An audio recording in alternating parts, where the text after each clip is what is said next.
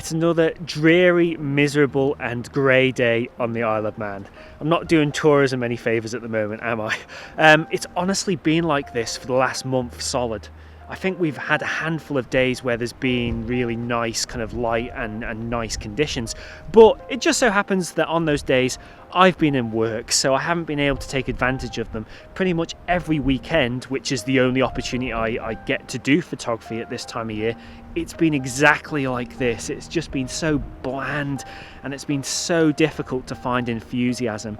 But if I take the attitude that I'm only going to shoot when the light is conducive to getting good shots, then frankly, I probably do very little photography during the entirety of the winter. So I have to get that mentality firmly out of my head. So I've come out today regardless of the boring flat sky and the boring flat light, and I've come to a location called Mackled Head, which sits in the northeast of the island, and there's a beautiful lighthouse which sits perched high up on the cliff face here, and it's not a location I've ever photographed before, so personally I'm quite excited to come here and see what compositions are on offer.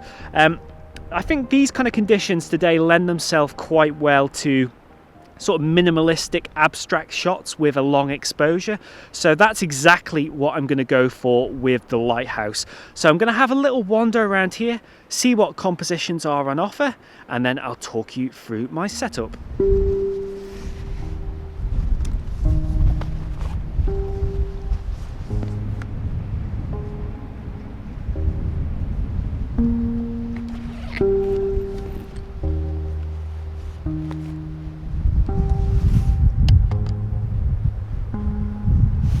You can see the lighthouse perched just behind me here, and it's kind of sat by itself on the cliff face with kind of an open expanse of nothingness behind it, which lends itself very well to a minimalist kind of shot. The only problem we've got today is there's quite a strong wind. It's coming in from the east, so it's bitingly cold as well, and it's hitting the cliff face down here and coming up this slope, and it's quite strong, so that's going to make long exposure photography quite challenging, I feel. Now initially I went sort of down the slope here to see if I could find a composition, but the problem I've got there is it's quite a steep slope for one, but also the wind combined with the grass surface down there is going to make it very, very challenging to get any kind of stable surface to shoot a long exposure. So instead, I've come a bit further up the slope and I've got my camera set up just behind me here. And if you look down here, we've actually got kind of a flat, relatively stable surface, and that is going to be an absolute necessity to getting any sharp long exposure image today. In terms of the composition, I'm thinking as follows. Now you can see the lighthouse here with the wall kind of running down to it from the old lighthouse keeper's house, which is just here. I'm going to position the lighthouse and the wall and the land that it sits on in the bottom right of my picture, but it's not really going to take up that much of the actual space of the image.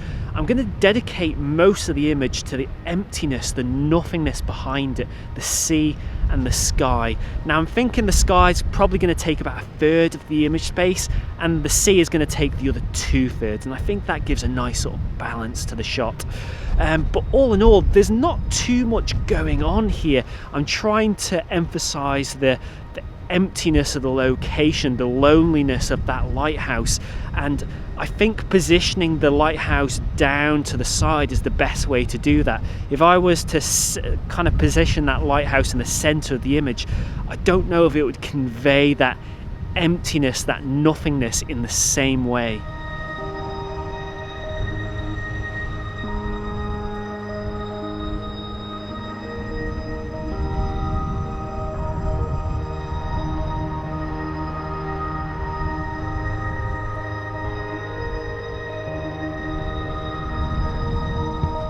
In terms of setup, I have got a circular polarizer on the front here, and that is designed to take the glare off the surface of the sea, which I believe is going to deepen the contrast between the sky and the sea surface.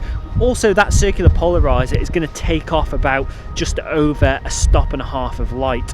Behind that, I've got a 10 stop ND filter as well, and the combination of that circular polarizer and the 10 stopper is going to give me the ability to get those really nice long daytime exposures. Now in terms of the actual camera settings, I'm going to be shooting at f11 to give me nice depth of field. I'm going to be focusing in for the actual lighthouse itself. I'm going to be shooting at ISO 64 35mm, and the exposure time in this kind of light currently is about 4 minutes, and that should be adequate enough to polish off that sea surface, get rid of all the detail in that area, and really emphasize the emptiness there. Now the real challenge I'm going to have here is trying to get a sharp image, because it's really windy. I don't know if you can hear that, but it's honestly very windy. So there's going to be a lot of vibrations going through this tripod and camera, and that's going to be very difficult to avoid. Obviously, the longer your exposure gets, the more vulnerable you are to those vibrations. So I may well take a second exposure that's shorter than 4 minutes and see if that is any sharper, and if it is, I will blend that into my final image in post editing. Now I may be about 100 meters back from the sea, but the wind is sufficiently strong enough now to actually pick up moisture from the surface of the sea, and when I'm running these long exposures, the front of the circular polarizer is picking up this water vapor that's coming off from the sea, and I'm getting kind of like an encrusted kind of layer, a very fine layer of salt on the front of my circular polarizer, and there's not really anything I can do about it. And the moment I clean it and run another exposure, it starts to gather again. So that's another reason for not running my exposure too long today, because the longer I run it, the more the polarizer is going to pick this up, and it's going to add a haziness to the shot, which I don't really want, to be honest, because it undermines my sharpness. So today is about finding that exposure that gets that compromise between results and dealing with the wind and the sea salt.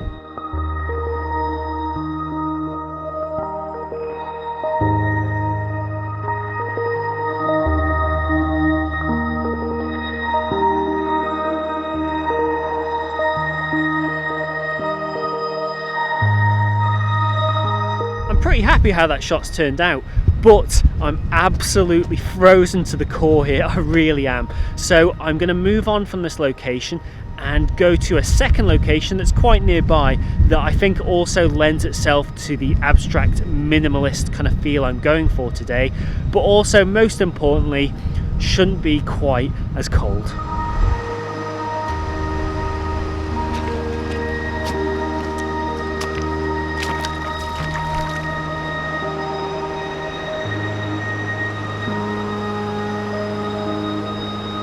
Now arrived at my second location, and you can see it right behind me. This is called the Queen's Pier, and it sits in the town of Ramsey in the north of the Isle of Man, and it is an absolutely stunning Victorian pier. Sadly it's closed, but it is being renovated at the moment. I think they've just started renovation work just here. The plan is to open it in the future, but for now it is closed, but it makes a fantastic photographic subject. But believe it or not, I've never actually taken a picture of this location, which is pretty amazing considering I used to live about half a mile away from it. It's very much true that you neglect what's right on your doorstep, but I'm here to put that right today, and I think it's going to lend itself very well to the minimalist kind of shot feel that I'm going for and that I achieved with the lighthouse. So I'm just going to wait for the tide to recede a little bit further, go to the other side of the pier and set up a composition.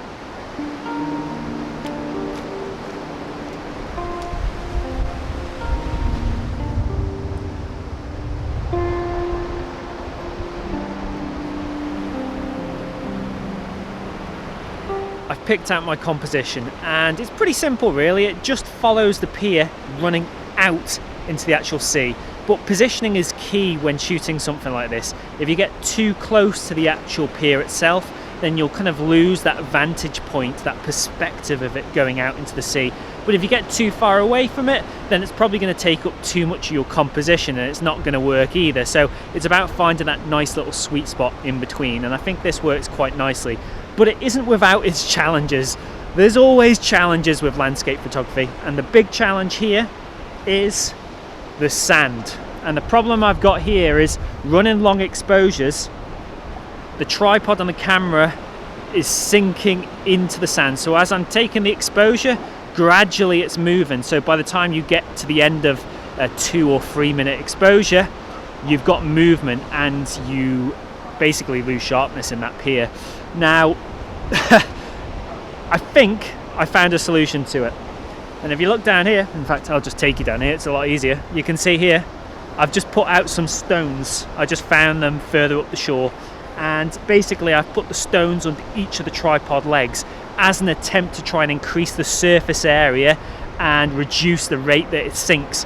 But I'm still finding that it's getting movement. So what I'm actually doing to solve that is, before the tripod and the camera goes on it, I'm stamping down on the stones to kind of get them to sink into the sand and then putting the tripod on. And I think it's pretty much actually solved the problem. But yeah, another issue, the minimalist shot that I'm trying to get for is kind of dependent on getting the waves in the foreground to try and erase away the detail of the sand. That's very key. So that involves getting close enough to the water. But if you get close enough to the water, then that results in the water lapping around the bottom of the tripod and exacerbating the issue of sinkage into the sand. So it's very, very difficult to get the minimalist kind of shot that I'm actually going for here. And dare I say, in the position that I'm in on this sand, it's pretty much impossible, because as I get closer to the water, by the time that I've got my tripod nice and steady, the water's receded back out and I've lost that composition. So in the composition I've gone for here, I am getting some detail in the sand in the foreground, but I don't think it matters too much. In fact, it kind of adds something, I feel, because I'm getting nice kind of reflections down in the sand of the actual pier itself. So in some ways it's actually working out better, but in some ways it kind of loses that feel that I was going for, but I'm not too worried. In terms of settings for this image, I've again got the Cirular Polariser on the front to reduce the glare off the water and punch out the contrast. I've got the ND10 on to give me those nice long daytime exposures. And settings wise, I'm at f11, ISO 64 at about 45mm, and I'm running the exposure currently at about 4 minutes, and I think that's given a nice kind of moody, dramatic feel to the image while still retaining nice detail in the shadows.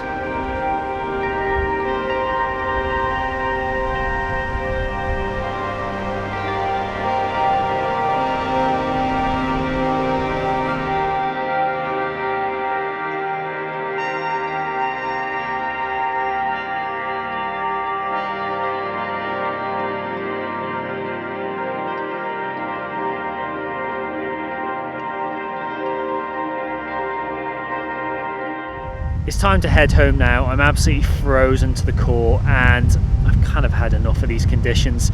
They're really, really depressing. But I hope today's video has shown you that no matter how boring or just dire the weather is, it's always possible to still go out and still take landscape photography images. Now, they may not be the best images in the world, but it doesn't matter. You're still getting out there, getting fresh air, and you're still perfecting your craft. So that's the main thing. So yeah, I don't regret coming out today for 1 second.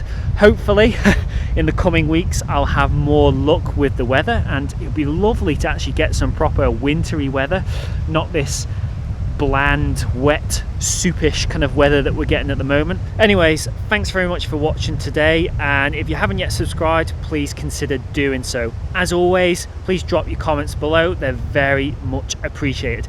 In the meantime, I'm going to cross everything, all my fingers, all my toes, and let's all collectively do a prayer to the God of landscape photography for some better conditions in the coming weeks. I'll see you all soon.